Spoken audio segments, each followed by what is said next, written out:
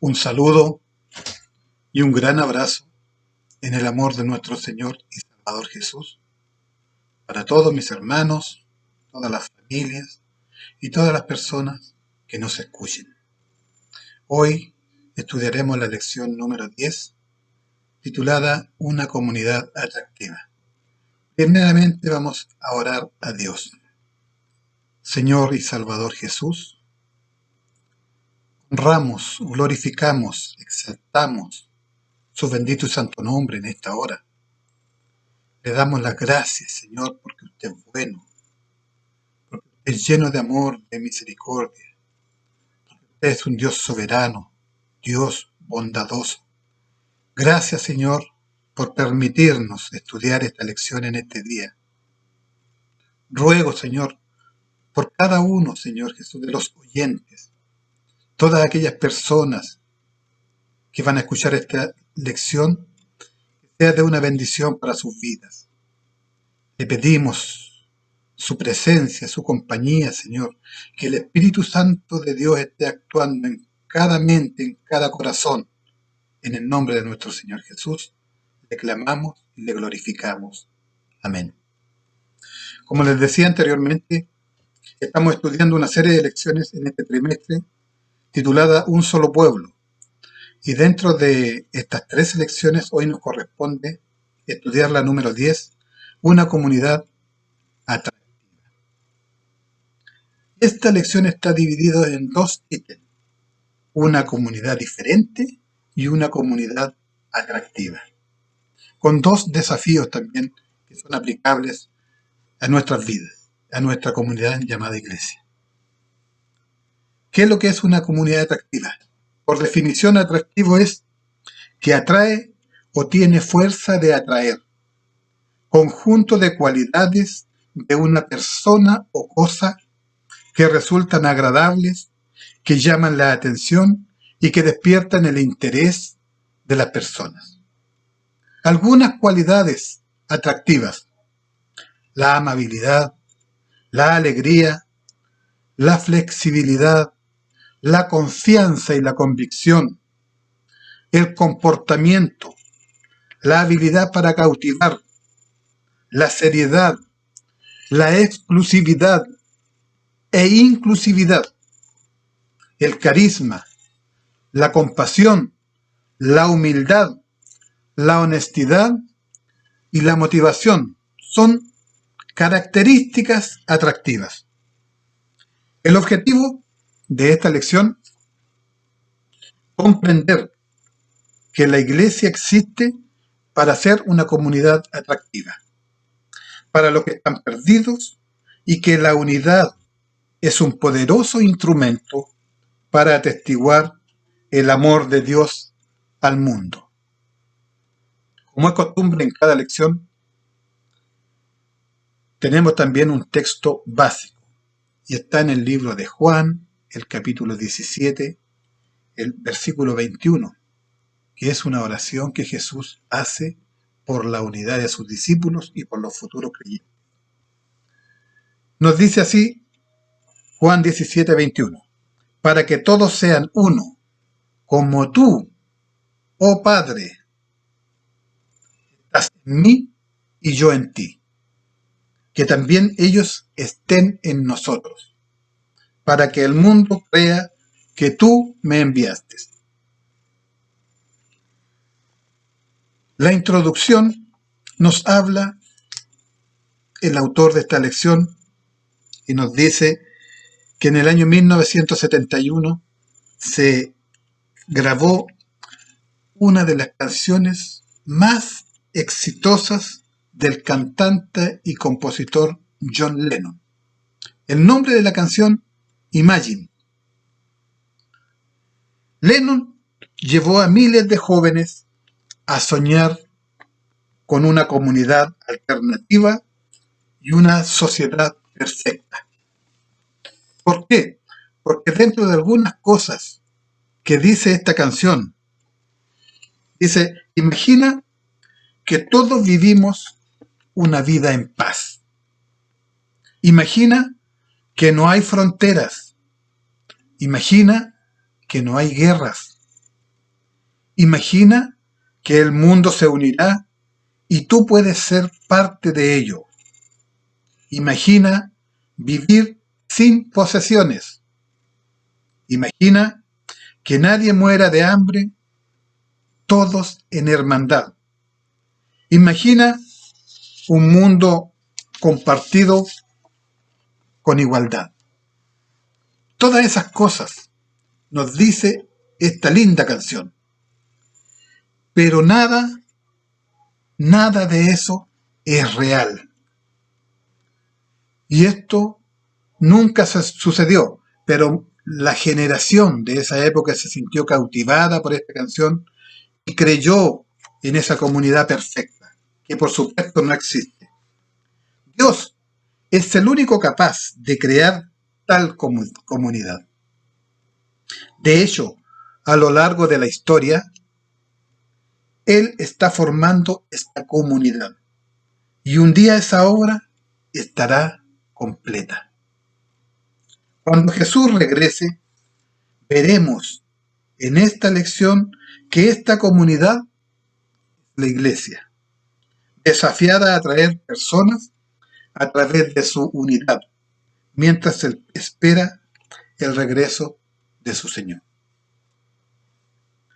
Analizando el tema, en la oración que Jesús hizo y que está registrada en el Evangelio de Juan en el capítulo 17, Jesús oró por aquellos que aún creían en el Señor, en Él.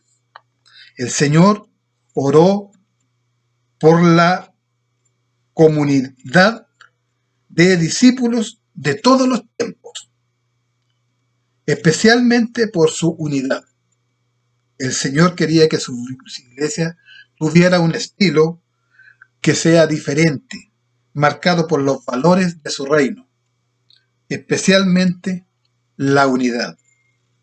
Como podemos ver a continuación, a través de este estilo de vida, la iglesia sería cautivadora y atraería a muchas personas a rendirse a los pies de Cristo. El primer ítem, una comunidad diferente. La misión del pueblo de Dios, desde Abraham hasta la formación de Israel, fue vivir dando testimonio de Dios ante las naciones.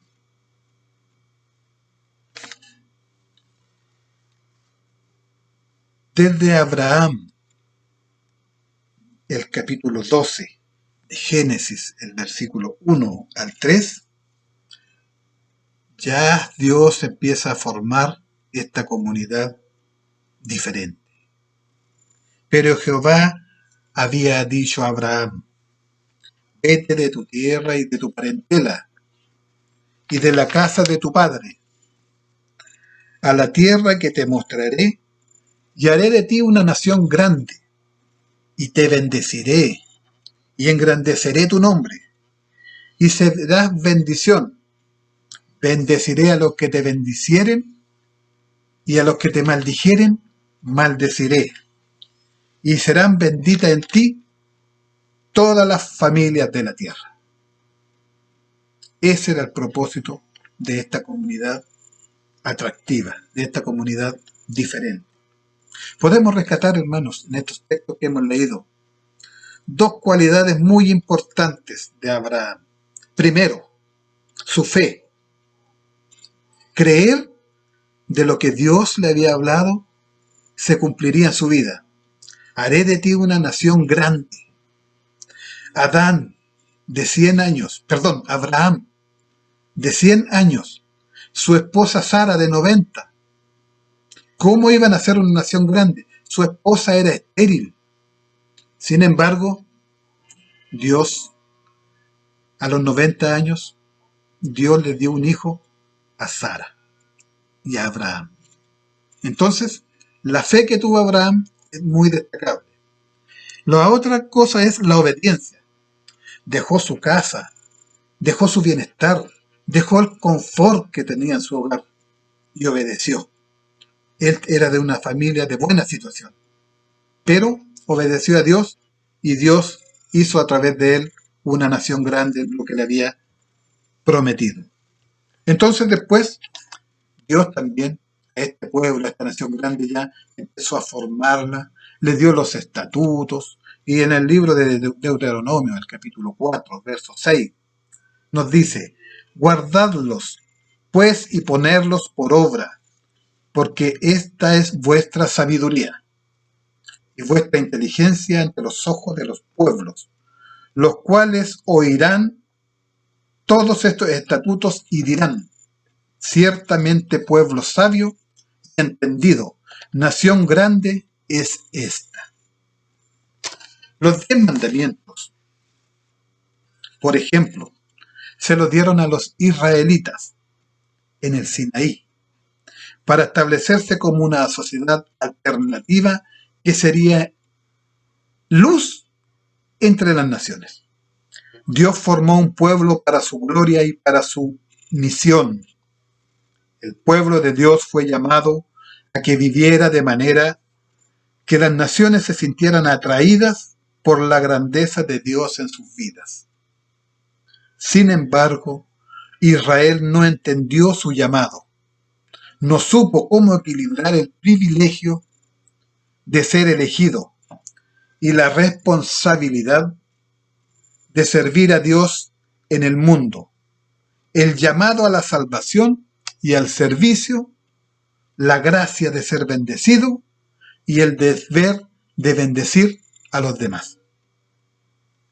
Por eso, en el Nuevo Testamento, Jesús crea una comunidad fuera de Israel para continuar su misión. Mateo 16, capítulo 16, verso 18, Jesús dialoga con Pedro y le dice, yo te digo que tú eres Pedro, y sobre esta roca edificaré mi iglesia, y las puertas del Hades no prevalecerán sobre ella. También ratifica en el libro de Efesios, el capítulo 2, verso 20, dice, edificaos sobre el fundamento de los apóstoles y profetas, siendo la principal piedra del ángulo Jesucristo mismo. Entonces, esta comunidad creada por Dios en el Nuevo Testamento, sus miembros vivirían el reino de Dios. Sería una comunidad diferente, una comunidad diferente. Y también Jesús, en el capítulo 5, desde el versículo 1 al 11, da a sus discípulos el sermón del monte, las bienaventuranzas, para afiatar esta comunidad diferente, esta comunidad atractiva. Viendo, versículo 1, viendo la multitud, subió al monte, y sentándose vinieron a él sus discípulos, y abriendo su boca les enseñaba diciendo, este sermón es uno de los más lindos de escuchar. Y ese sermón de la bienaventuranza. Y nos dice, bienaventurados los pobres en espíritu, porque de ellos es el reino de los cielos. Bienaventurados los que lloran, porque ellos recibirán consolación. Bienaventurados los mansos, porque ellos recibirán la tierra por heredad. Bienaventurados los que tienen hambre y sed de justicia, porque ellos serán saciados. Bienaventurados los misericordiosos, porque ellos alcanzarán misericordia. Bienaventurados los de limpio corazón, porque ellos verán a Dios. Bienaventurados los pacificadores, porque ellos serán llamados hijos de Dios. Bienaventurados los que padecen persecución por causa de la justicia, porque de ellos es el reino de los cielos. Bienaventurados sois cuando por mi causa os vituperen y os persigan y digan toda clase de mal contra vosotros, mintiendo. Gozaos y alegraos, porque vuestro galardón es grande en los cielos, porque así persiguieron a los profetas que fueron antes que vosotros.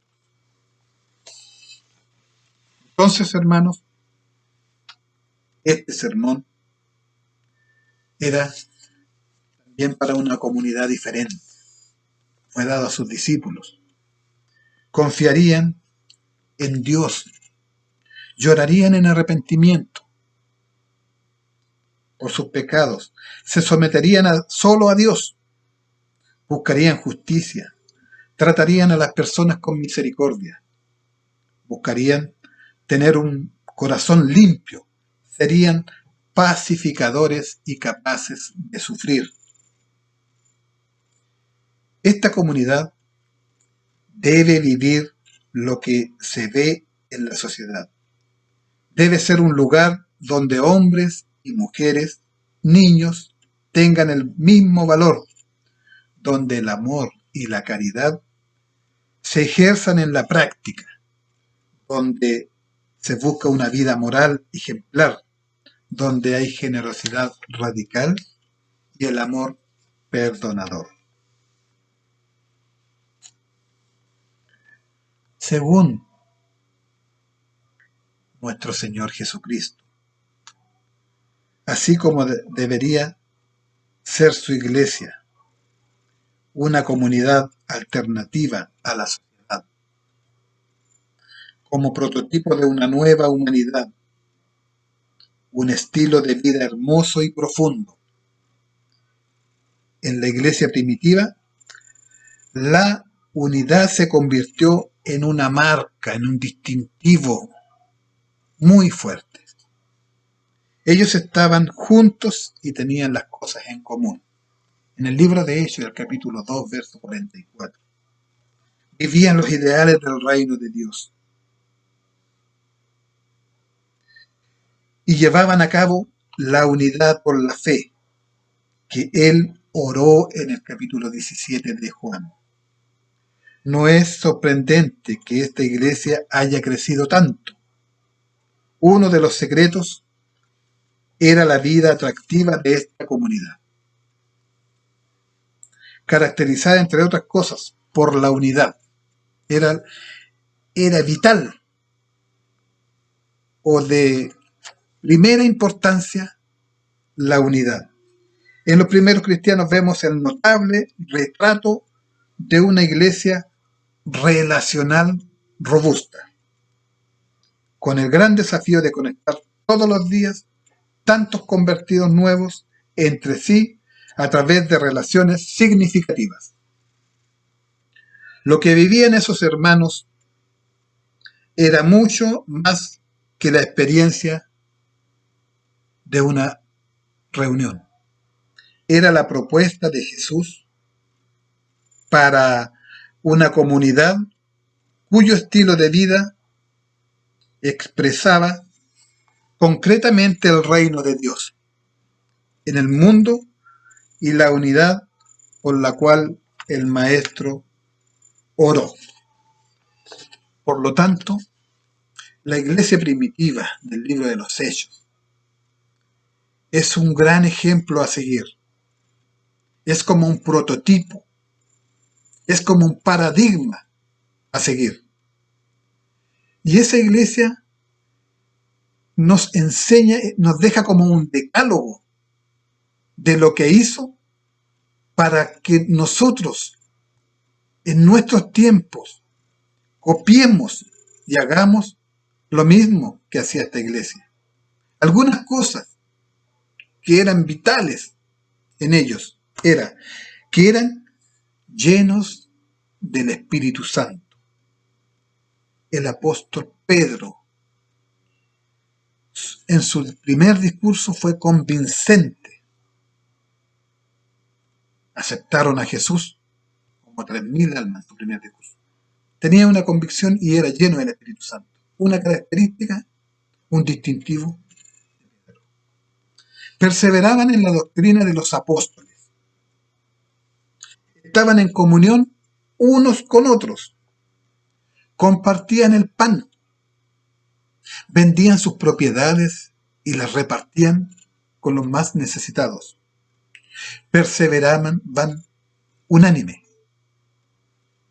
Eran alegres y sencillos de corazón.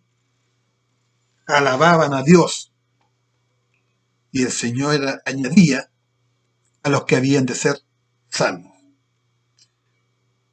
Varias características de esta iglesia primitiva que es como un decálogo para nosotros. Entonces, la iglesia está llamada a ser diferente a cualquier organización, a cualquier otra institución. Una iglesia diferente de Abraham, pueblo de Israel, la iglesia primitiva del libro de los Hechos y nuestra iglesia hoy día. Una comunidad, el segundo ítem, una comunidad atractiva. Entonces, cualidades que debe tener una comunidad atractiva.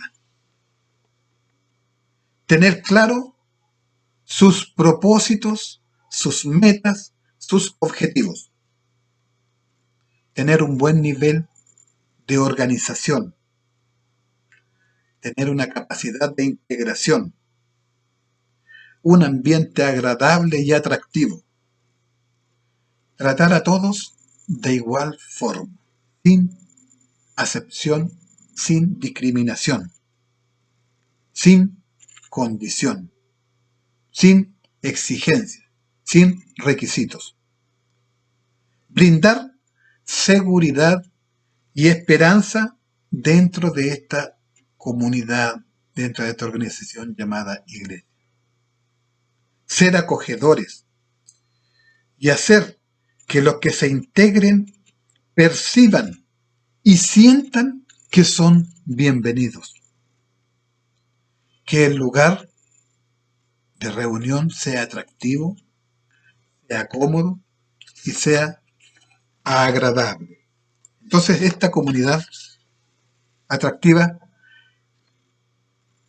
debe tener estas condiciones para que realmente cumpla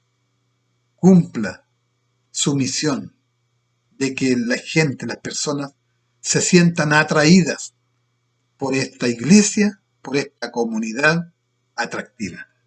La unidad cristiana es una herramienta poderosa para testificar a Cristo.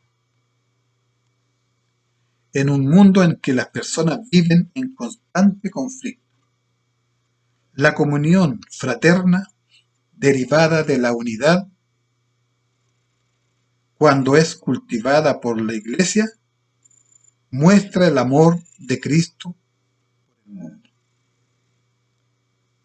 La iglesia que vive la unidad es atractiva y visible en la sociedad, predicando el evangelio a los no cristianos con su vida. Le muestra a Cristo al mundo de una manera cautivadora. La razón principal que lleva a Jesús a orar por la unidad de su pueblo es para que el mundo crea en su origen y misión divina. Juan, ¿cierto? En el capítulo 17, versos 20-21. Jesús declaró que la calidad y la visibilidad del amor cristiano unos a otros mostraría al mundo que había sido enviado por el Padre. Cuando nos dice, yo en ellos y tú en mí, para que sean perfeccionados en unidad, para que el mundo sepa que tú me enviaste y que los amaste tal como me has amado a mí. Juan en el capítulo 17, verso 23. El mismo Señor Jesús dice que solo a través de la unidad cristiana el mundo puede conocerlo. Recuerde que la unidad de la Iglesia expresa la sabiduría múltiple de Dios al mundo. El apóstol Pablo, en Efesios el capítulo 3, desde el verso 8 al 10, nos dice: a mí, que soy menos que el más pequeño de todos los santos, fue dada esta gracia de anunciar entre los gentiles el evangelio de las inescrutables riquezas de Cristo y de aclarar a todos cuál sea la dispensación del misterio escondido desde los siglos en Dios, que creó todas las cosas para que la multiforme sabiduría de Dios sea ahora dada a conocer por medio de la Iglesia a los principados y potestades en los lugares celestiales. Por lo tanto, cuando unimos nuestras vidas a través de relaciones honestas, podemos alentar a otros a amar y hacer buenas obras. El testimonio de los cristianos debe ser de palabra, de actitud. Hay un ejemplo que nos dice, un dicho, que nos dice que más vale un gramo de ejemplo que 1000 palabras. La unidad cristiana debe ser visible para que el mundo conozca al Señor Jesús. Esto significa que la desunión es un impedimento para la efectividad de la misión. De hecho, podemos decir que la desunión contradice el evangelio que proclamamos.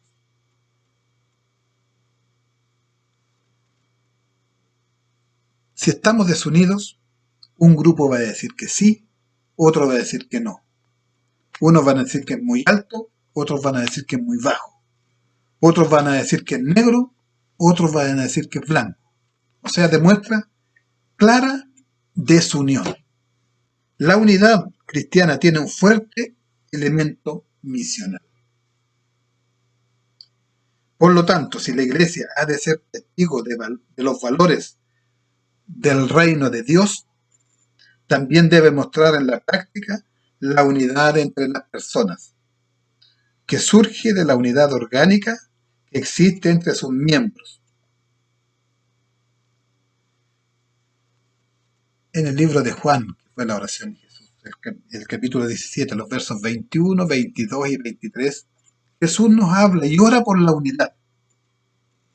El verso 21, Cristo expresa todo su deseo de unidad cristiana. El verso 21 nos dice para que sean uno en nosotros. Para que sean uno en nosotros. Ahí Jesús se está refiriendo también cuando dice en nosotros a la unidad que existía con su Padre y con el Espíritu Santo. Y ora para que sean uno en nosotros, ora por sus discípulos y por los futuros discípulos. También para que sean, en el verso 22, para que sean uno, así como nosotros somos uno. Y el verso 23, para que sean perfectos en unidad. Es decir, los 3 versículos, Jesús ora por la unidad. Para Jesús, entonces, la unidad de la Iglesia no es un tema de poca o casi nada de relevancia o de importancia. sino que es un elemento esencial de una relevancia incomparable. Está claro que la gran prominencia de nuestro Señor Jesús, que nuestro Señor Jesús impuso a la unidad de su pueblo, es la mayor prueba de la importancia de este asunto y la pecaminosidad de las divisiones entre su pueblo.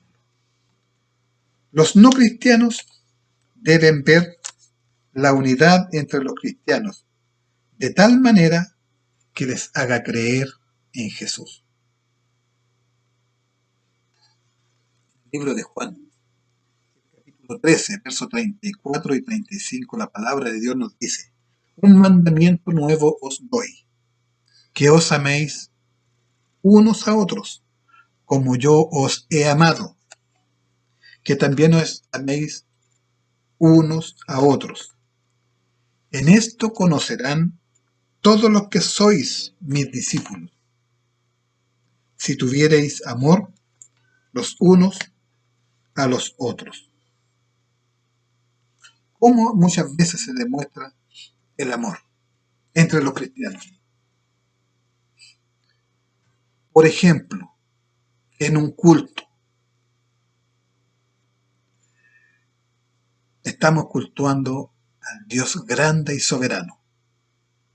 Y nos retiramos 5 minutos antes del culto. ¿Para qué? Para evitar el saludo a una familia, para evitar el saludo a alguien que no me cae muy bien. Eso no es una demostración de amor. Eso es lo que nosotros debemos evitar. Estamos llamados a amarnos unos a otros y soportarnos unos a otros. El testimonio dado al mundo es que los discípulos están unidos en el Padre y el Hijo por el Espíritu, pero también unidos entre sí. Lo que el mundo ve en nosotros servirá como base para sus convicciones sobre Dios. Si ven amor y armonía, creerán que Dios es amor. Si ven odio y división, rechazarán el mensaje del Evangelio. Como tal, las personas se sienten atraídas por Jesús y la Iglesia, por la intensidad con que experimentamos el amor y la unidad cristiana. Nuestra profunda amistad y cuidado mutuo atraen a los perdidos a Cristo. No se olviden de la iglesia primitiva. Dios añadía a los que habían de ser salvos. Nuestra acogida y ayuda a los caídos para ponerse de pie e invitar a los no cristianos a la iglesia.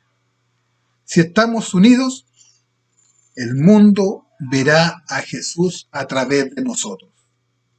Y la iglesia será atractiva, será cautivadora, tal como Jesús oró en su oración en el capítulo 17 de Juan. Por lo tanto, hermanos, con estos dos ítems, una comunidad diferente y una comunidad atractiva, lo que persigue es que podamos crear las condiciones que resulten atractivas para cautivar, para conquistar, para atraer personas a los pies de Cristo. El autor de esta lección, ¿cierto?, siempre nos formula algunas preguntas, y algunas de ellas dicen: explique la misión del pueblo de Dios en el Antiguo Testamento. Dios le dio una misión. La misión del pueblo de Dios es que a lo largo de la historia, desde Abraham hasta la formación del pueblo de Israel, era vivir dando testimonio de Dios ante las naciones. Dentro de esta misma pregunta se nos formula otra. ¿Cumplió la nación de Israel su propósito de ser luz a las naciones? Medianamente, o claramente no. El pueblo de Israel, la verdad, no entendió el propósito de Dios. No entendió que ser elegido tendría la responsabilidad de servir a Dios en el mundo, de realizar el llamado a la salvación y el deber de bendecir a los demás. Ese era el propósito de Dios. El pueblo no lo entendió. Por ejemplo, después de todos los años en cautiverio en Egipto, Dios los liberó y les promete la tierra prometida, Canaán. Pero el pueblo, a pesar de todo lo que vio, la prominencia de Dios, les enviaba el pan, el maná, todos los días. Los guió por el desierto, de día y de noche. Les dio el agua, les dio carne a través de las codornices. Pero este pueblo se tornaba idólatra. Tenía muchos altibajos.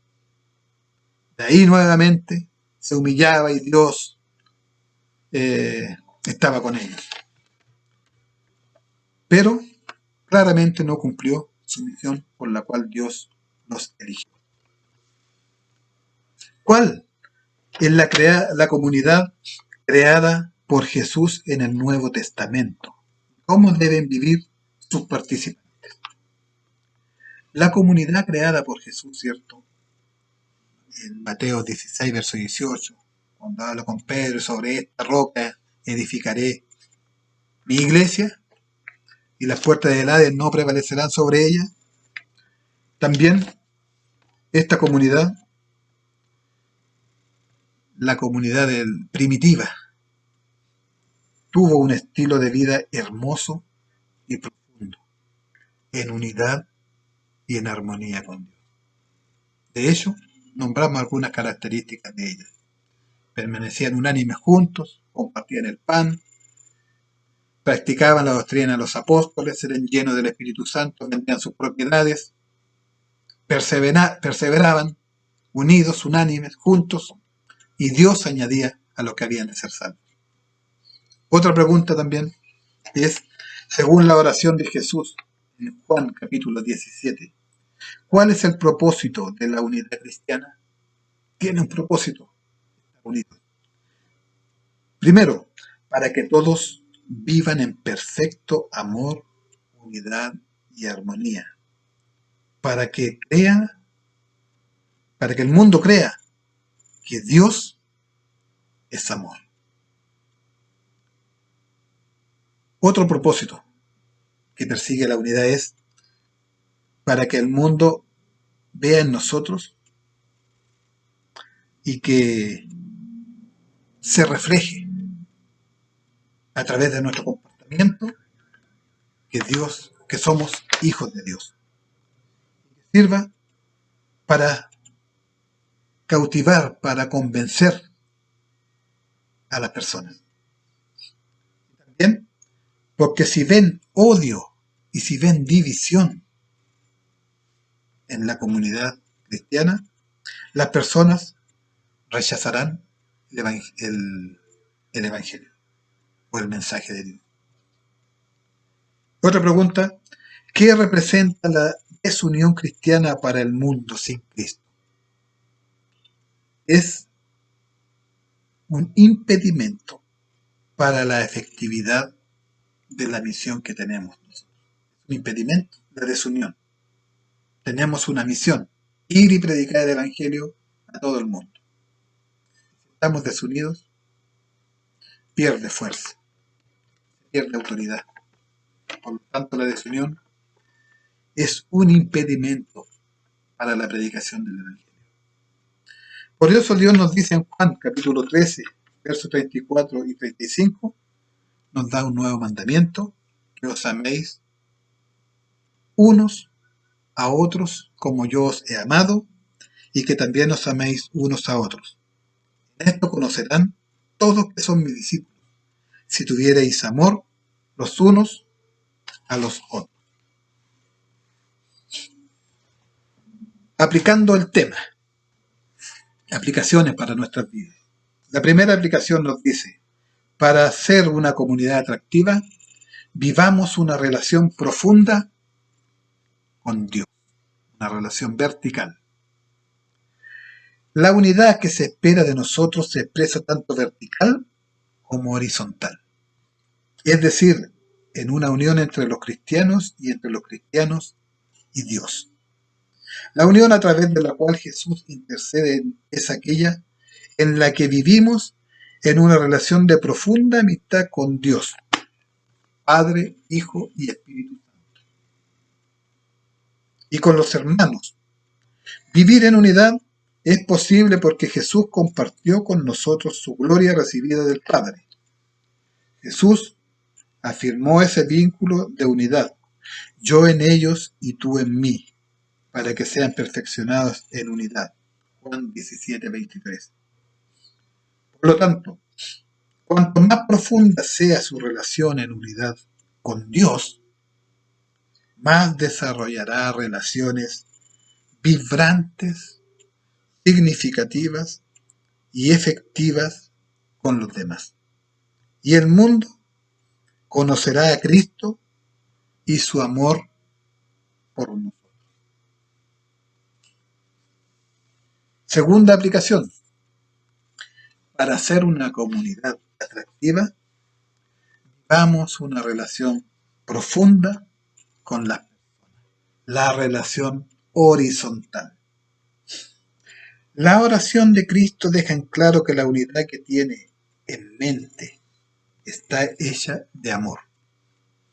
Una unidad que tiene sus raíces profundas en el corazón, pero que se manifiesta en acciones visibles. Una de las cosas que más impresiona al mundo es la forma en que los cristianos se aman y viven en armonía. En esta serie de lecciones, que todas hablan de la unidad, el ejemplo que nunca falta es la relación que el apóstol Pablo hace de la iglesia con el cuerpo humano, donde la cabeza de la iglesia es Cristo y todos los miembros de esta iglesia deben permanecer unidos, tal como el cuerpo humano. Si yo estoy sentado en un escritorio, a lo mejor mis pies no me prestan mayor utilidad, pero yo no los puedo desechar, no los puedo desprender o aislarlos del cuerpo. Todos los cuerpos son útiles. Los ojos, quizás con un ojo podría ver, pero eso no nos da autoridad de desechar al otro ojo, sino que los dos son un verdadero complemento de unidad. Es este testimonio que Jesús quiere en el mundo, para que el mundo crea que tú me enviaste. Juan capítulo 17, verso 21. Estamos operando en una cultura en la que las personas viven cada vez más para sí mismas. Viven en el egoísmo y están inseguras sobre las relaciones con los demás. Pero cuando no creyentes se dan cuenta de que hay una comunidad cristiana donde las personas se aman, sirven entre sí, se sienten más seguras, cautivadas, más cómodas, se sienten alentadas a entrar por sus puertas y confiar en Dios. Por eso, hermanos, que es importante la unidad dentro de la comunidad. Tenemos el desafío de la semana. Hemos aprendido en la lección de hoy que la Iglesia de Cristo está en misión en la sociedad. con el objetivo de atraer personas a Cristo a medida que se viven los valores del reino. Hemos visto que uno de estos valores son los fuertes lazos de relaciones demostrados en unidad por los cristianos. Su desafío es participar en un grupo más íntimo de relaciones en la iglesia. Su desafío es participar en un grupo más íntimo. Puede unirse a un pequeño grupo u otro grupo en su iglesia. Además puede ofrecer apoyo espiritual al orar y hablar sobre la palabra de Dios con alguien. Ofrecemos apoyo espiritual y práctico prestando nuestros oídos para escuchar las dificultades, los sentimientos de los demás. A través de un abrazo fraternal, a través del apoyo espiritual o incluso a través de una ayuda financiera.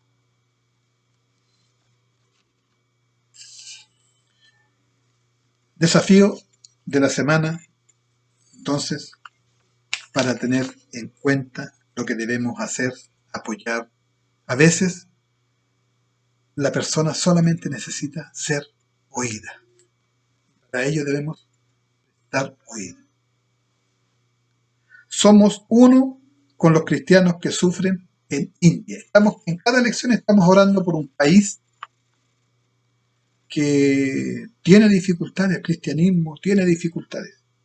Y hoy es India. India, cierto, es un país que pertenece al continente asiático. Tiene una población de 1,4 billones de habitantes. Billones de habitantes. O sea, 1.400 millones. 1.400 millones de habitantes. Cristianos hay un 66,2 millones. La religión es el hinduismo, el islam, el cristianismo y religiones étnicas. El gobierno es de República Federal. Su dirigente o líder es Ram Nath Kovind. India también es el segundo país más poblado del mundo, después de China. Y es el séptimo país más extenso del mundo en cuanto a su territorio. Su nivel económico es muy bueno, está dentro de las grandes potencias económicas.